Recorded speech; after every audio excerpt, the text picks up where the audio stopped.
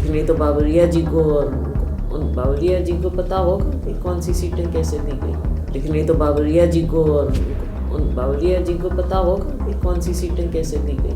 आंदोलन मैडम फिर से शुरू हो रहा है, इसमें आपको क्या लगता है? किसानों की मांगें कितनी जायज हैं और आंदोलन कब खत्म हो सकता है, कैसे खत्म हो सकता है? आंदोलन तो कल ही खत्म हो सकता था, 2022 में ही खत्म हो सकता था, 21 में ही खत्म हो सकता था, लेकिन सरकार ने चाहा ही नहीं, बातचीत की नहीं, दौर दिखाए गए कि हमने इतने दौर कर लिए हैं किसानों के साथ। लेकिन हम तो ये पूछते हैं, देश पूछता है, किसान पूछता है कि जो आपने वायदे 22 में किए क्या उन पर खरे उतरे?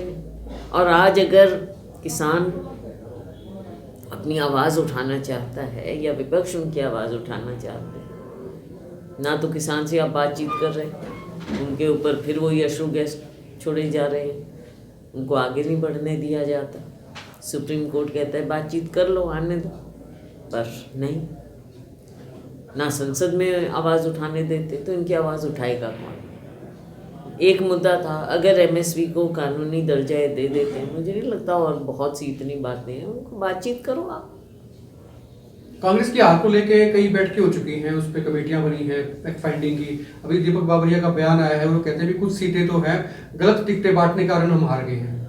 अब ये तो उनको ही ज़्यादा मालूम होगा कि कौन सी गलत सीट दी, क्योंकि हमको तो इतना कुछ ठीक है, बीच में थोड़ी देर एक दो बार बातचीत हुई है, लेकिन अब सीटें कौन सी कैसे किसके कहने पे दी, दावे तो हमने बहुत से सुने मीडिया के माध्यम से, लेकिन ये तो बावरिया जी को और उन बावरिया जी को पता होगा कि कौन सी सीटें कैसे दी गई। मैम, जैसा अभी आप इंटरव्यू दे रहे थे तो आप ये कह रहे थे कि भाई तानाशाही चल रही है। जब उनसे बात की जाती है वो कहते हैं कि कांग्रेस सांसदों का रवैया या कांग्रेस पार्टी का रवैया बड़ा बचकाना है। जो आपके नेता है राहुल गांधी, उनके बारे में बोलते हैं कि वो बेतुका बयान। देखो, बात ये है जो भाजपा सरकार है, इनका ना तो लोकतंत्र में विश्वास है, ना ये किसी को। आफ्टर ऑल राहुल गांधी जी नेता प्रतिपक्ष है, उनको अपनी बात रखने का पूरा अधिकार है, और हमेशा ऐसा होता रहा है।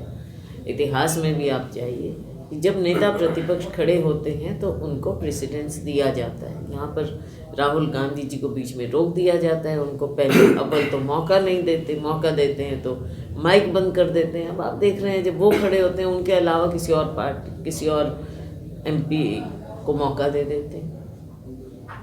नेता प्रतिपक्ष की तौहीन ही नहीं, केवल ये राहुल गांधी जी की ही तौहीन नहीं, ये पूरी संसदीय प्रणाली की तौहीन हो रही है।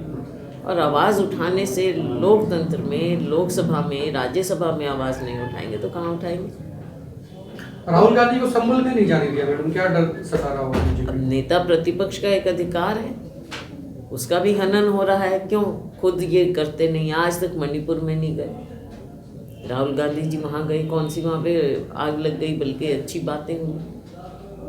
अब फिर वहाँ आग लगी हुई संभल में भी। जब तक मुद्दे पे राजनीतिक लोग जाकर मलहम नहीं लगाएंगे या सत्ता पक्ष उसको ढंग से डील नहीं करेगा तो ऐसी बातें हैं। और फिर हमेशा हर चीज़ के लिए कांग्रेस पार्टी को दोषी ठहराना, राहुल जी को दोषी ठहराना।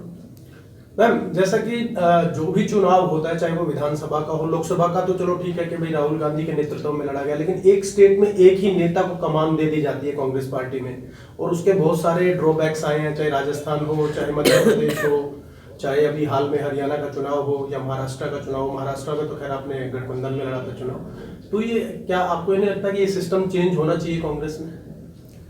देखो, उस समय कई बातें होती हैं, ये पार्टी के अंदर की बातें होती हैं। हमसे जुड़े रहने के लिए हमारे YouTube चैनल को सब्सक्राइब करें और नई वीडियो की नोटिफिकेशन के लिए बेल आइकॉन को दबाएं। अगर आप ये वीडियो Facebook पर देख रहे हैं तो लाइक जरूर करें और ज्यादा से ज्यादा शेयर करें। धन्यवाद।